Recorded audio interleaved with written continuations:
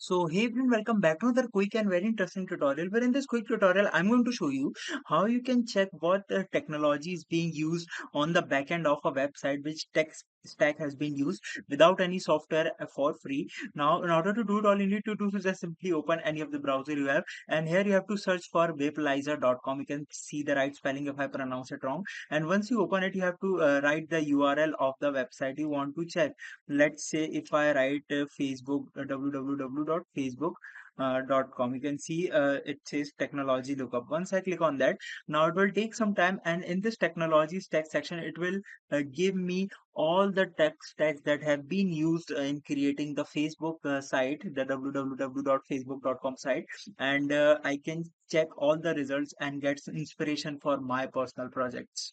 Alright, so that's it for this tutorial. I hope this video will be helpful for you. Make sure to hit the like button and subscribe button for more such helpful and interesting tutorials. See you in the next one. Take care.